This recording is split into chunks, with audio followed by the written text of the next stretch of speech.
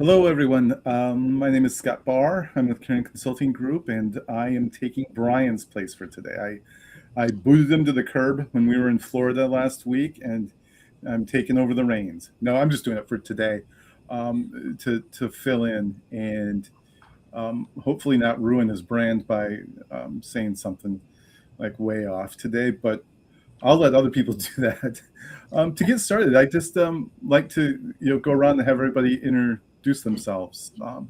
You know that that way everybody who's out there knows who we are.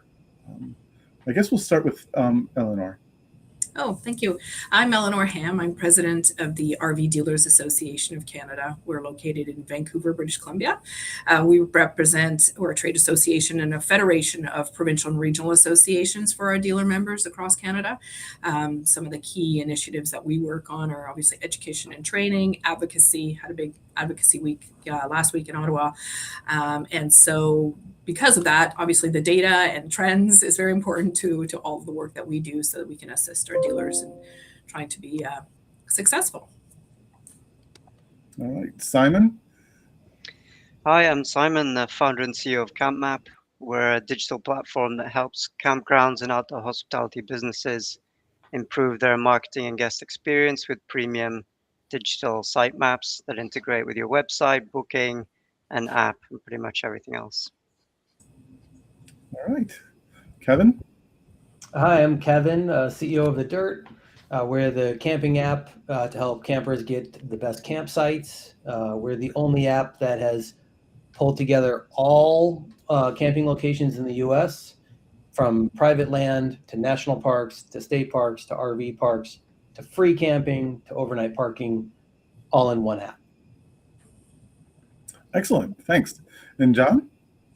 Perfect. Thanks, Scott. I'm John Lindley. I'm the CEO of the Michigan Association of RVs and Campgrounds. So like Eleanor and RVDA Canada, we are the trade association for the industry here in the state of Michigan. Our members range from the RV manufacturers, parts suppliers, certainly dealerships throughout the state are bread and butter, and campgrounds throughout the great state of Michigan. Excellent, excellent. All right.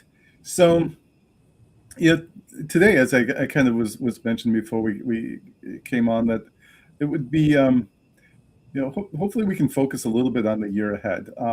As I was saying earlier, I was in Florida last week talking to some folks about what's going on. I try to talk to campground owners as much as possible and hear what they have to say. And honestly, what I've heard has been kind of a mixed bag.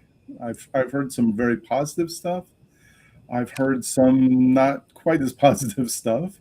And it seems like your location seems to really be determining what kind of year you're looking at least this early on. So I guess I just kind of throw it out there to the group to say, like, has anyone else seen that? And if so, any ideas of what areas are doing well and what aren't? Gas prices are not doing well. So I'm curious what everyone's seeing on that. I mean, when we look at like Google Search Console and just look at like what are people searching for and what is the search volume of camping compared to last year, it was way down in April compared to the previous year. And I'm just curious if anyone is seeing that on their campgrounds or businesses on the ground. Well, I was talking to some of the campground operators yesterday in terms of their bookings, and I mean, most of them are up in Canada. But what we're seeing, and this, is always sort of our talking points when gas prices soar. And I mean, in Vancouver right now, it's I don't know, it's $2.20 a liter. So I don't know, convert that to whatever that is in US, but it's expensive. Yeah. But what we're seeing is that people are, or what we were being told is that people are still booking, but they're booking shorter trips and potentially staying closer to home, which is what we've seen as a trend over many years when prices soar. So, I think people still want to get out there. They still want to see the outdoors. They still want to go RVing and recreate, but they're doing it a little bit differently. Where we're seeing the impact more is on the dealer side, is where you have new RVers or new consumers that are potentially thinking about getting into the industry. That the gas price question seems to be way more heavily in their mind than potentially a seasoned RVer who knows how to, adapt or adjust to the style, to to their what they're doing, versus someone who's new and really is just focused on the price of gas. Mm-hmm. I don't know if anybody else Yeah, is seeing that as well.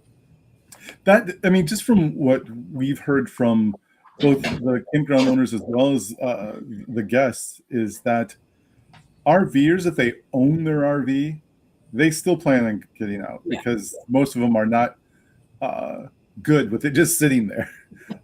But again, as you mentioned, the staying closer to home, we've been tracking that, and I think you'll see some research come out soon from RVIA and Go RVing that's going to show how that's tracking, which I don't think I'm giving away too much by saying that that the travel distance, it continues to shrink, and we've seen it shrink for every quarter for the last year. So that's something that appears to be very real, and so that's kind of what we're seeing. But they still, well, the one thing we don't know, from my perspective anyway, is what's the critical cutoff when people kind of really start to shut down, and what level does it have to get to? I don't know. I don't have the answer to that yet. But anecdotally, I've been hearing from a couple of campgrounds. I had a call this morning with a member who has largely focused his marketing efforts in recent years on out of state audiences. Saying come to Michigan, look what we have to offer in his specific location. And what he has seen in the last month or month and a half, as we get a little bit closer to the Memorial Day holiday, is he's seen very consistent. His cancellations have been coming from out of state bookings, people that are traveling a distance. That's where his cancellations are coming from. But he's also seeing an interest in in-state travelers for last minute bookings. So it might be people who have made the decision, I'm no longer going to go 5 hours away. I want to find something 2 hours nearby. So I think that the overall point, which somebody's already made, which is people are still going to go out. They're still going to camp. They still want to do it. They might be taking shorter trips closer to home and less duration too. Maybe it's just a 2-3 day weekend as opposed to the 5 or 6 day trip. Yep. Kevin, do you track proximity with your bookings too, or we track it, but we haven't put it in this last year's report, but I think it's going to be in this upcoming one. You're talking about the annual report that we do every year with Toyota trucks? Oh, I was just thinking of if you do that in general, if you just had anything from your database that No, it's more of we're just seeing it in Google Search Console that less Americans are searching for camping and camping related terms. The overall just search volume is down for April compared to was for the last year April. Mm-hmm. How are things in Europe, Simon? How's fuel impacting your markets? Yeah, I'm actually just reading now a report that came out from a French group, Mavet & Co. So they kind of looked at data leading into the May bank holiday weekend, so it's a few weeks old. And they've seen a big change, much shorter trips, more focused on experience this year so far, and the average holiday distance decreased by 50, well, if I do that in miles, about 30 miles, with 38% of bookings around the 150 mile mark. So it's definitely like shrinking the radius people are going. So shorter stays, more focused on exterior experience and closer to home. I think also, another group, campings.com, which lists pretty much every campsite in Europe, shown in France in particular, 71% of people who responded to their questionnaire are going to be staying in country. So that's kind of like your equivalent of in-state. So that's a really significant number of shrinking down the driving distance. Seems to be universal, that phenomenon. And one of the things I think we'll have to keep an eye on too is what other adjustments are people making? In some of the work we've done in the past, we've seen that people, again, they don't necessarily cancel their trips, but they, again, as I think you already mentioned, Laura, and John both, I think that the shortening of the trip a little bit too, maybe fewer days, is a one way to save money, especially if you're going to pay what are the trade-offs they make? Do you still travel the same distance and then stay one day less, or do you travel shorter, stay the same amount? But we also see people just making other types of adjustments, and these are the things that it's one of the things I'm very interested in, is that, like, exactly what are they going to do the trade-offs in? I mean, for example, one of the things we know is that food is a huge part. People who travel with families spend a lot of money on food, and I've done some work in this area just on my own in terms of looking at travel costs, and the food factor, it really can hit you hard. But it can also be camping can also be a very inexpensive way to travel if you do your own food. So I've been telling anyone who will listen to me, it's like, try to get people to prepare their own food, and maybe they'll stay a little bit longer. Yeah, I mean, we're seeing that now, and we've been, using those points as well. It's that, that's the beauty of RV and camping lifestyle, is that you don't have to eat out for 3 meals a day, or, ever if you don't want to, right? And so we're finding that people may be saving more on their food costs by cooking themselves, but then, to what Simon said, is that they really want the experience of where they're going. So they may still spend the money on visiting the site or doing the activity that they want to be doing, but then scaling back on potentially eating out, right? And sort of cooking at home. Mm-hmm. Yeah, I think that, again, those things. I mean, someone was telling me last week about how their family, I forget how many kids they had, maybe 2, but just to go to a basic kind of mid-range quick serve restaurant cost them like $70 for one meal, and even if the price of groceries go up, they're going to go up less relative to what it takes to eat at a restaurant, whose costs are also going to go up. So the bottom line is that, at least in my analysis, it showed that the cheapest way for a family to vacation is in a tent, and prepare as much of your own food as possible. And you can actually have a nice getaway for pretty short money by doing that, especially if you have your own gear.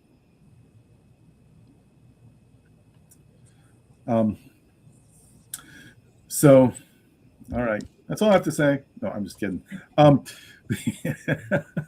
No, in terms of Brian had killed me. 15 minutes. We did it. We were efficient. That's what I'm going to tell him, is we're just way more efficient than he is. No, the other things too, and I mentioned this, and Kevin, maybe you have some insights into this too, that the regionality of volume of interest in guests is. I mean, are you seeing anything there, or is that anything you track? I don't want to put you on the spot. I'm just kind of throwing it out there as a topic, because again, when we were in Florida, they mentioned that their market got hit fairly hard this year, and they had a fairly decent decline because lots of snowboarding and stuff like that. Whereas here in the Northeast, I'm in Maine, so we're not seeing a big drop off yet. So. Yeah, well, I mean, as far as we do our annual report, partner with Toyota Trucks, camping report, where we survey the 17 million campers who come to the Dirt. Plus, we work with an external company to survey everyone in the U.S., and then we put that information together. And we definitely see an overwhelming, a higher volume of campers on the West Coast compared to the East Coast. That's definitely like the bigger push of it. Camping last year has it stayed at this like 84 million Americans camp. But I'm really curious when we survey this fall for next year's report, is that number going to be higher? Is it going to be the same? Like, what is the economy going to do to that report? But as far as also the traffic on the Dirt, A different camper comes to the dirt every 1 second. So we have a lot of volume going through it, both our website and our app. And we do see more activity, if you look at like the central US to the West Coast, we definitely see a lot more activity. There is just more accessibility outdoors. There's more free camping, dispersed camping land.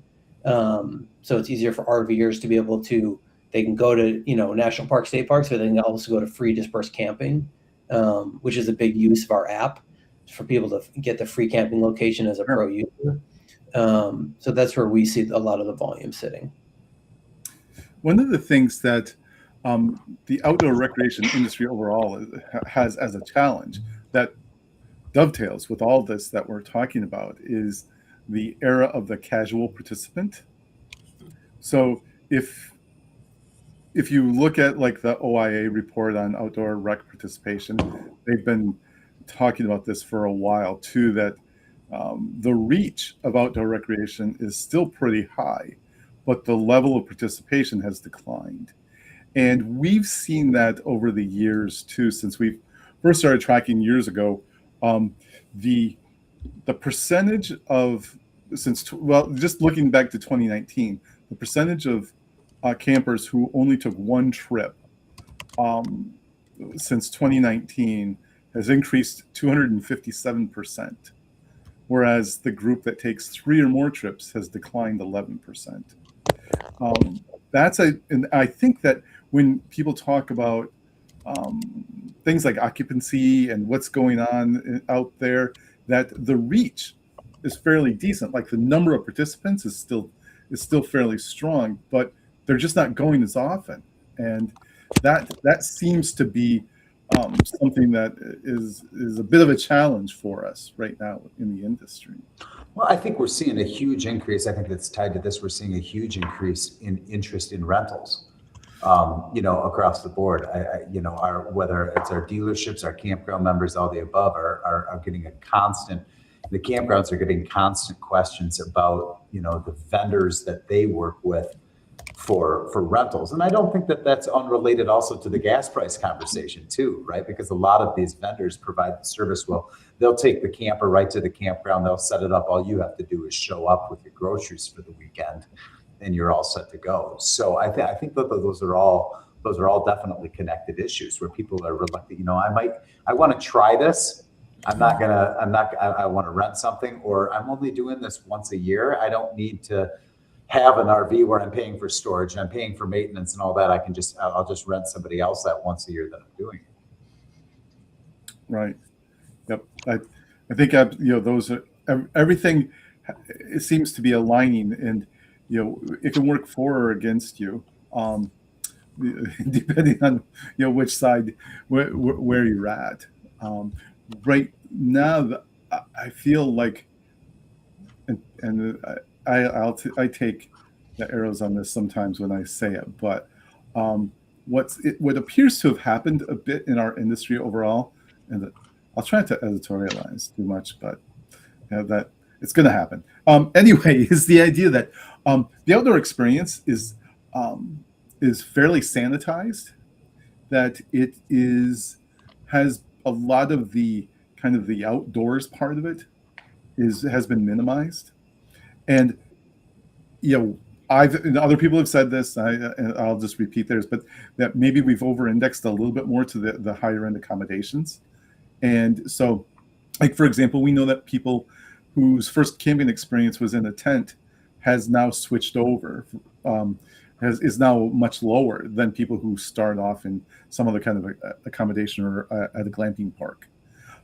Where in the past, their motivation to start used to be because they wanted an outdoor experience. Now, and especially as a result of the pandemic, it was for something else, for some other reason. They were hauled along on a trip or something like that, or for some people, it used to be that was the only way they could really travel. So we've seen, and I feel like all these things impact that, because one of the things that we've done recently, and this is a brand new study that that's mine, so I can do with it whatever I wish, and that is the more immersed someone is in the outdoors, the more likely they are to have an emotional connection to the experience, which results in the likelihood that they will come back even to the individual location or to continue camping. And the more likely they are to want an even more outdoorsy, immersive experience. And it's like the infinity loop where it just feeds off itself. So if all you have to do is have a guest have one experience that's just a little bit more outdoorsy, they're much more likely to come back. They're much more likely to participate. And the one trip guests, they score significantly lower on each of those. And it becomes the reverse of the infinity spiral that you want, where because they don't have those immersive experiences, they spend way more time like on their phones, much more screen time, much more time indoors, not even really being outside, that they don't experience kind of that emotional connection. So thus they don't really see the value in continuing to participate or to have something more immersive.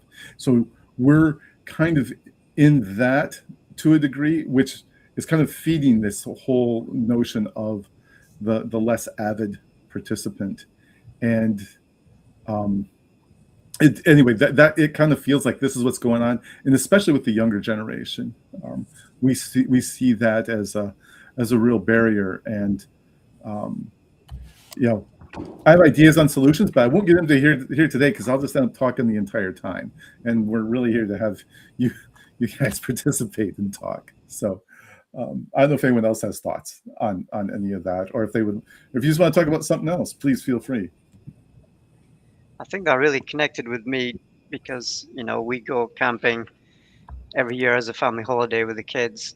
And that is really all about, the shared experience and the outdoor, particularly the outdoor activity side of it. And that got me thinking a bit about, the demographic of who is camping. Because certainly in Europe, it's massively family orientated.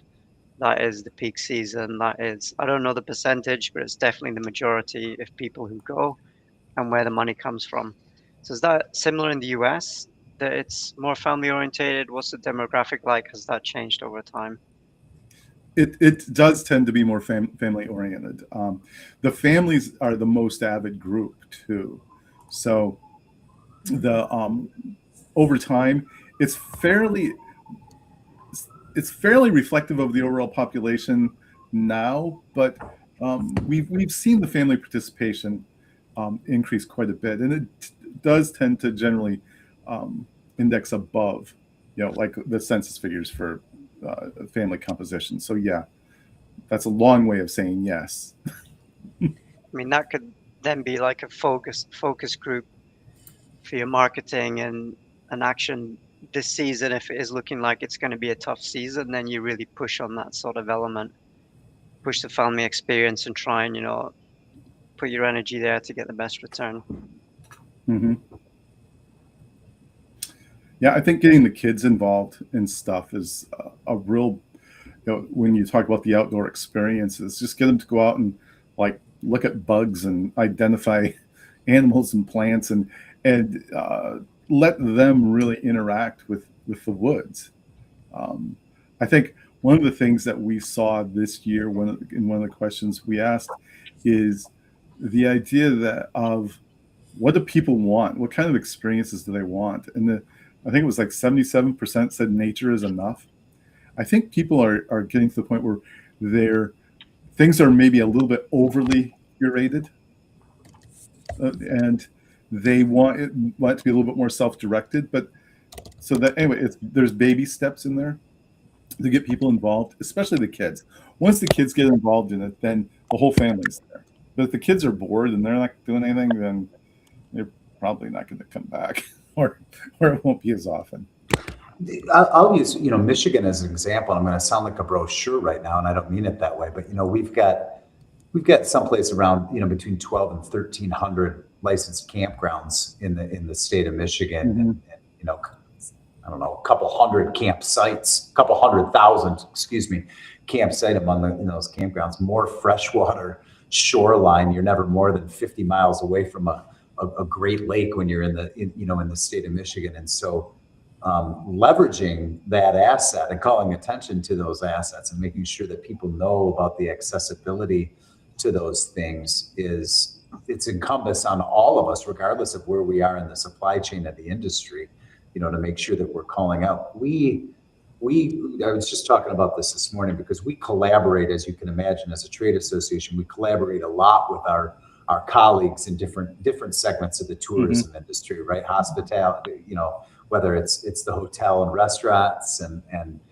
you name it. There's a lot of collaboration that takes place when we're dealing with the state government and that type of stuff. But we're talking about starting to push up on that line a little bit, where when we don't want to do our marketing where we're marketing against our friends, right? But when we start talking about how you can compare, you can have a whole summer of weekends of 2 and 3 day weekends of camping in Michigan for 1 week in a hotel someplace, right? And as those affordability issues are so front of mind for everybody, sometimes putting real numbers on things and doing comparisons for people can really be helpful. If you talk about the grocery bill, the gas bill, the campsite bill, all of that type of stuff, you add it up, it's still going to cost you considerably less than it would be if you're going to XYZ resort for, now we won't go that far just because it probably wouldn't be particularly well serving for us to do so, but you can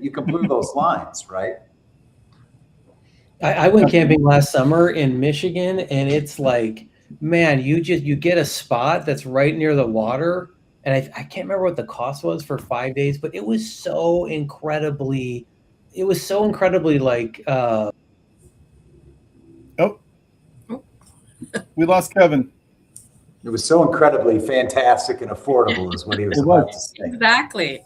Affordable family vacation. I mean, that's the tagline that we keep using, right? It is.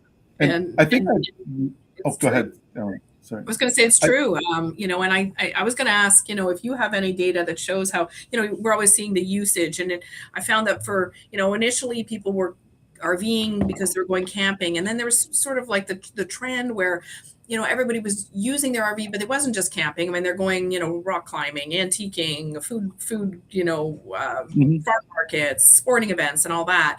And I'm just wondering now, are we shifting back to people now wanting to just have less activity and moving back to just going and camping? I don't know if there's any data that shows that type of usage, if there's been a shift, because I just feel that everybody's in the world of last, I guess since COVID, like pre-COVID or now post-COVID, there's just so much going on that, are people really taking that time to kind of go and disconnect in their camping and nature experience? Absolutely. Right. Absolutely. By the way, you don't have to sell me on Michigan either, John or Kevin. I know. I wish he was here. That's where I grew up. So I'm a Michigander at heart. So, ran the lake. Anyway, no, the affordability thing is, and I agree with what you're saying, Eleanor, because, I did this once over in an evening. A spreadsheet that shows the cost of all these different types of vacations, and camping by far the least expensive vacations all include camping. Camping in the tent or camping in an RV that you own are all substantially cheaper and much more affordable. I don't want to say cheap, just more affordable, because I don't want to cheapen the experience. But and it's striking how much different it is. People can save a lot of money and they can have great trips. I mean, I think one of the challenges sometimes is to get people into the right accommodations for who they are if they don't own gear or own an RV. Well, I think that the industry, and we're not, campgrounds obviously we're talking about, but I think the industry overall here has a responsibility, and historically I think has done a pretty good job of meeting consumers where they are, depending on what's going on in the moment. And I look at, and Eleanor can certainly chime in here, if you look at some of the trends on RV sales and manufacturing and where that is going right now, people are focusing on lighter units that weigh less, Yeah. have, that are less, they don't have slide outs, they're less complicated. And the primary reason for that is because they want to buy something that they can tow with the vehicle they currently have, right? Because they're saying, oh, maybe I can afford this new or used, travel trailer, but what I can't afford is also to go buy the 3/4 ton pickup truck that I need to get to be able to tow that, or, and $6 a gallon diesel, on top of it. But I've got this SUV. Can I tow that with my current car? Because if the answer is yes, then maybe I'll consider it. So, I think it's incumbent on the industry again to meet people where they are with that, to let them know that this camping fits into your current world. Also, we can make it that you don't have to change your world to become, part of the RV and camping lifestyle. Yeah, and we're seeing that as well. I mean, lighter units, obviously they're being manufactured lighter. We're seeing, smaller units. And I mean, to be fair, I mean, the price of an RV, a new unit, has gone up over the last 5-6 years. And so, people, when so you're saying, how are people adjusting? Well, some of them are buying smaller units, smaller, lighter units. And, because they know, well, this is the price point where I can fit it into my budget. And I don't need to go out and buy a truck. I can tow it with the vehicle that I currently have. So we're definitely seeing quite a bit of that as well. Yeah, the other option too, the rentals. I know in my spreadsheet, the rentals, if you rent and then stay at a site with full hookups, the price can go up quite a bit because you're paying a per night rental fee plus a site fee. But if it's really your only vacation too, it's in the whole scheme of things, it's not that bad. So, and the other thing there, by the way, is like I did it once, and I wanted to use it for some guests who were visiting, and the people I rented from came and set it up for us too. So we didn't have to do any towing or anything, and it was really kind of cool because they set it up right in the perfect spot, and did make sure everything was leveled and hooked up, and I was like, wow, that was really kind of cool. Yeah, and you're seeing that a lot more. That's like the service, everybody's wanting, extra service, and maybe the younger generation, are not as handy, or just, don't have the time as much. So, we're seeing a lot of the rental companies or the peer-to-peer that are offering that service, right? And to be fair, the first time I RV'd, that's how I went. The dealer set it up in the park for me. I didn't have to tow it. I just got there, everything was set up. I didn't have to worry about how to do the, take out the awning. And it was a great experience. And, just handed the keys back. And, I've said if someone's willing to do that, it's a great way to, entice people to get them to go camping some more. I agree. And go ahead, Simon. I just said it shows you just how seamless it can be, and for a first time RVer, there's definitely ways to get assistance. Yep, absolutely. I just wanted to jump in on the discussion on the size and kind of scaling down to save money, and just a lesson from Europe, which is generally completely focused on economy and efficient and small, in good ways and bad. But like, we have a massive thriving industry, and if you compare the size of the RVs, the hardware between Europe and US, it's phenomenally different. They're way smaller, but there's still the same amount of kids and parents and inside. So there's definitely scope to kind of go down and still have that great experience. I think it is just the tradition in North America has always been much bigger. So there's definitely maybe room there and a trend where people can start saving money but keep the experience. Absolutely. And one of the barriers to entry in RV purchasing is that people can be somewhat intimidated by the idea of setting it up and driving it and parking it, especially. So the kind of that rental option provides an easy intro to it, to have someone else do it for them, and maybe have someone teach them. I know that some are in, again, Eleanor, you know more about this than I do, but the idea that some of the dealerships offer classes and training on driving and parking, which is something I feel like they really should push harder, because we do see that as one of the primary barriers to entry, especially in the youngest groups of consumers.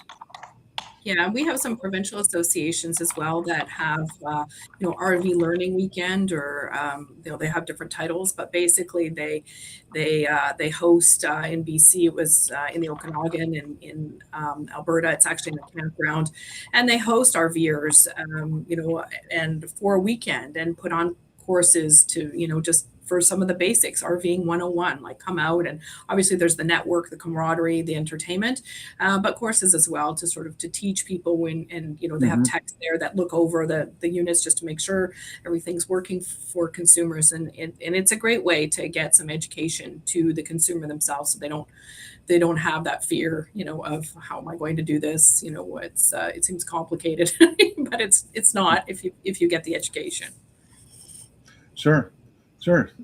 Just wondering, is there any big kind of influencers covering that topic on, I don't know, YouTube and things, putting out videos about how to do RVing? I'm sure there is, but I don't know if you guys are aware of any directly. I'm not. There are, and I know both Go RVing in the U.S. and Go RVing in Canada do work with, I think they're called ambassadors now, that where they're actual RVers that, not necessarily just an influencer that is going RVing, but RVers that, are actual RVers, and they work closely with them. And they'll showcase a lot of, what it's, how do you do it? What are they doing? How are they using their RV? And I know that's been very helpful for the marketing agencies, because they're real people going RVing. So there's quite a bit that we've done on the marketing side from there. Yeah, 'cause that's definitely got to be a way into the kind of younger generation, Scott, that you say are a bit afraid of the outdoors. So they never really had that hardcore introduction when they were young, and now they don't really know how to get into it. So that's quite a nice bridge. Encourage that. Absolutely, and RVing provides actually a decent soft landing for that group, because their desire to explore is high, but in many cases they're not sure what they want to do and how to do it. So that's why I do feel that the RV industry still has this opportunity with that group. It's just kind of figuring out how to talk to them. I don't have all the answers to that, by the way. I have some, I feel like, but it's a group that, for example, and Toby O'Rourke from KOA is gonna, this is a topic she's very much invested in, which is the idea that in many cases things like glamping it's the new onboarding, but we also see a high percentage of those people who want to have other kinds of experiences. Like, for example, they want to try a backcountry experience, and whether it's backpacking or overlanding or something like that. I think overlanding is a great opportunity for the RV industry to tap into, and the whole idea is that we have. I'm sorry that I'm distracted by the comment. A former VP of marketing from Sun Outdoors, and some communities just curious, what guest behavior changed permanently after the post-COVID outdoor travel boom? Oh, interesting. Well, I'll address that in just a minute once I finish here. But is that this idea of exploration, I think, is where the RV industry has a great opportunity to tap into, because it's a group that wants to stay in accommodations as well. They're not fully committed to the whole tent thing. I think they'd try it, but that idea is very still strong out there. We just have to kind of figure that out. And so, what do we think changed permanently after the post-COVID outdoor travel boom? It's like, and I guess there's an and in there. And what trends do you think operators are still misreading? To me, what I see, and I'll let everybody weigh in on this because I think this is a really interesting question, is the guest behavior that changed a lot is, in my view, that changed permanently is the idea that experiences like glamping have peaked, and they continue to generate a lot of interest. People still want, even the hardcore campers still have an interest in that. And that is the result of bringing in all those leisure travelers who normally didn't camp during COVID. So to me, this idea, if you look at the kind of explosion of accommodations, and glamping since COVID, that it's making it, it's making camping more accessible to more people. But the flip side of that is what I talked about earlier. It's less outdoorsy. And I think that's one of the byproducts of COVID that we're seeing right now, is that less outdoorsy, less outdoor immersion experience. So there's my answer to Chris's question. Yeah, I mean, Does we've anyone definitely seen that trend in the explosion of what we call the mobile home, or you guys call the cabin or posh cabin, which is like direct competition to a hotel room, and a pretty Mhm. nice hotel room at that, with all the other benefits of kind of the outdoor community. So that's definitely appeared after COVID and has kind of stayed, just like you said, Scott. And I think the campgrounds here are definitely pushing that still pretty hard, that kind of halfway experience between hotel and outdoor. I'm interested to know, because I think that there's been significant switches in consumer behavior relative to bookings. How far in advance they look to book, how flexible they are with their bookings and that type of stuff. And I think that people were forced into a particular set of behaviors during a period of time where, I mean, I can speak to Michigan where, there were long wait lists, like people couldn't get a campsite and we were getting phone calls and complaints. Now, the reality is that wasn't exactly the case. People were, if you're looking for this particular lakefront site at this campground on 4th of July weekend, well, yeah, guess what? Maybe somebody else wanted that same site, and it might be kind of competitive to do so. Like I said, there's between 12 and 1,300, campgrounds in the state. There's plenty of room for everybody, but that I mentioned, that flexibility that people have when they make that booking. I'll speak for myself and my family. There were times where I was able to make camping plans, months in advance. I knew that we were going to go on that weekend. We wanted to go to this place. I could make, and then as my family evolved, and my daughter got more involved in school activities, and our ability to go camping sometimes became more of a last minute decision. Oh my gosh, it was Thursday afternoon, and I'm realizing we could go this weekend for a couple of nights. We've got the flexibility. Let me go out online and see what I can find. And inevitably I would find something that was someplace where I hadn't intended to go, and it would end up being a wonderful trip. Right. And so I think that figuring that out and maybe capturing that ability to be last minute sometimes, if you are in that state of mind, can be a good target for us. And I think I brought it up because I think COVID was the driver in some of that behavior where people were planning in advance out of necessity, but maybe they don't need to do that as much anymore. I would agree with that, John, quite a bit. And the to kind of dovetail the rest of Chris's question was, what are they still misreading? And my take on that is that that people need to have like structured activities from the time they wake up to the time they go to bed. I think is one that they're continuing to misread, and the other is that all the new people want to stay in accommodations. I think that there's other opportunities there, and I think I feel like we've overcompensated in that direction. It's my opinion. Take it for what it's worth. But anyway, go ahead, Eleanor. It looked like you had to say something. I was going to say, to John's point, it's I think the big thing is just the able to pivot quickly and have flexibility, right? So whether, because I think we use the word pivot a lot, right? I got to pivot and do this, but it's that, okay, you want to suddenly, it's Thursday, you want to decide that you can go there and what you can find. I'm there, I've already booked, but I realize I can't go because, someone's sick or there's something that's come up, but I still want a flexibility to be able to cancel without being necessarily locked into Finalized. that. So it's kind of both sides, right? And for me, that's what, consumers are saying, yes, the flexibility to be able to adapt to what their current reality is on that day, right? And I think some people are there, but not everybody has, when you're talking about the misconceived, what they're not doing, and not every, and that's not just in the camping industry or RV industry either. It's I think with anything that you're looking to book, is that consumers are really wanting that.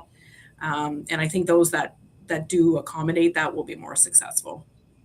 Mm-hmm.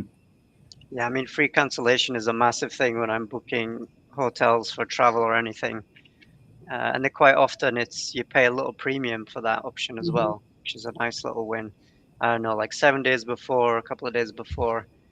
And generally people are booking because they really want to come, but they just want that, ability to bail out if they can do.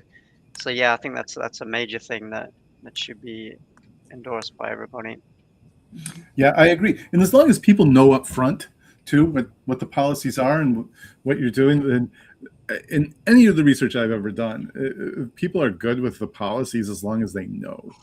One of the things that we still have, again, and to build on your point, John and Eleanor too, the idea that the trip stacking thing, was real during COVID, and there's still people out there trying to do that.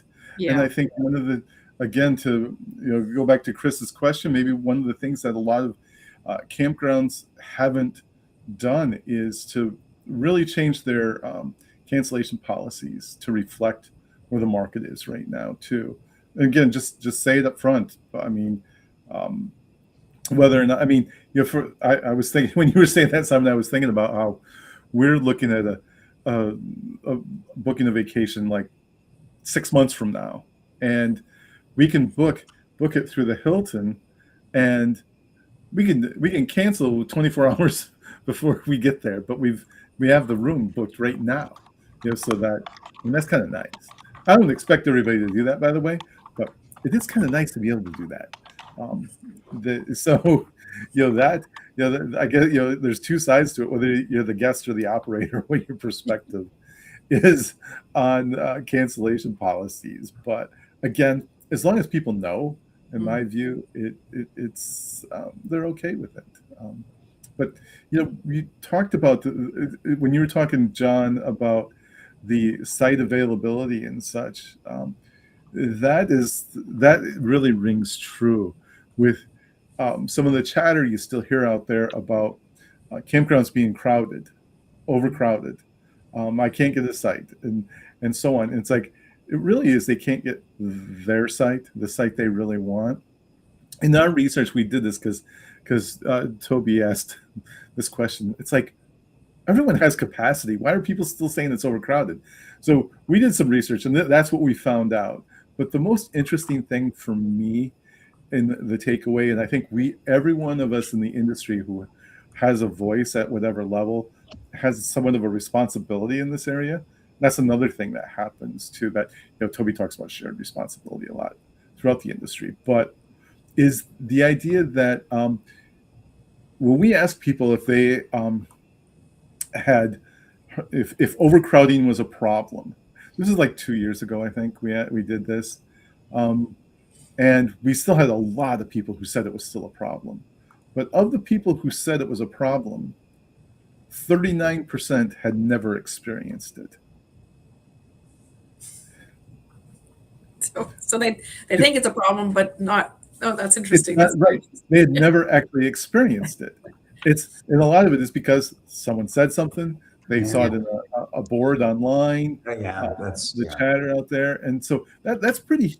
I think that's a very high percentage of people that had, again, they thought that overcrowding is an issue, but it didn't happen to me. But I've heard it's a problem. So Well, there's, I'll take what's familiar with me as an example here in Michigan, and Scott, some of the areas that I'm talking about. I mean, we are very fortunate that Michigan has a tremendously gorgeous, robust, and extensive state park system that has gorgeous, lakefront accessibility, state parks with thousands of campsites, all just some of the most extraordinary places in the United States for my dime, but certainly in the state of Michigan. And the system for making reservations at those state parks 6 months in advance, those different state parks, and you can make a reservation for up to 15 days, which means you can actually make a reservation 6 months and 15 days in advance of when you're trying to book. And there's all sorts of different ways that people will use to game that system and all the above. At our RV shows, we welcome the state of Michigan. The Department of Natural Resources will have a 10 by 10 booth set up at all of our consumer facing RV shows. And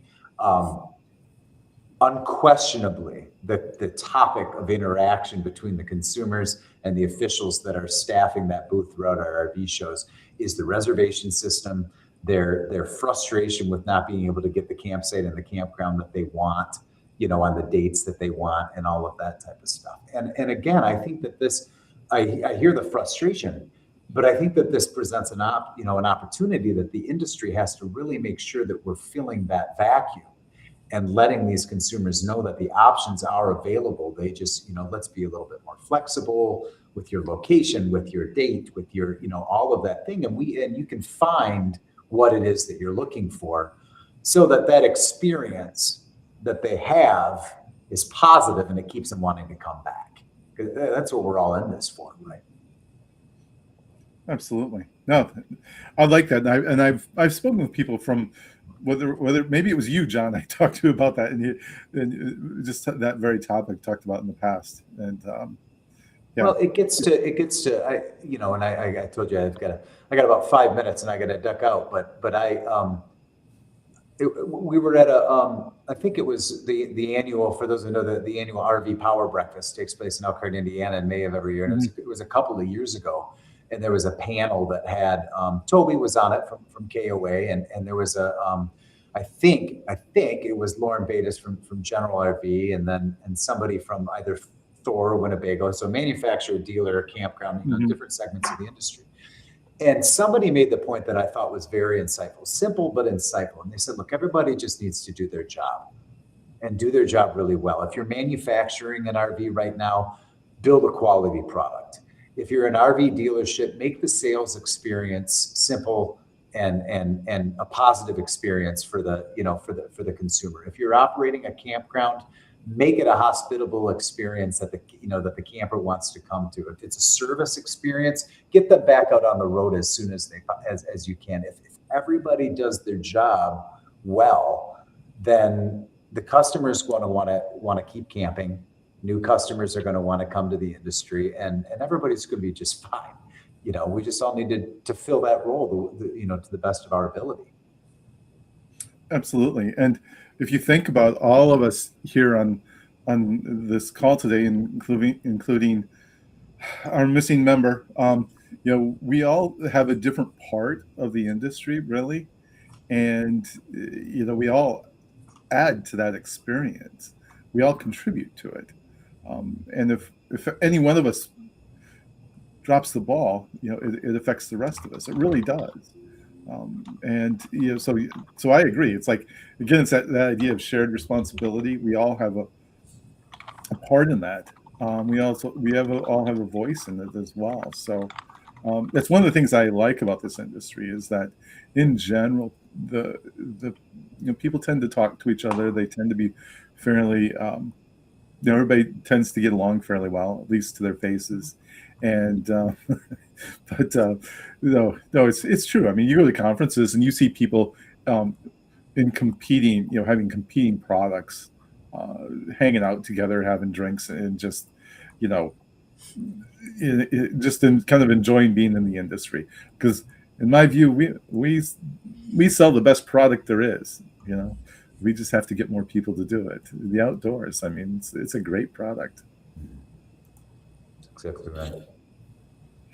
So I know you only have 3 minutes, John. Do you have a question you want to ask any of us? I know this is what Brian always does, is he lets people ask a question of someone else if you want to. If not, you can go to happy hour because that's where you're headed, right? Yeah, I wish that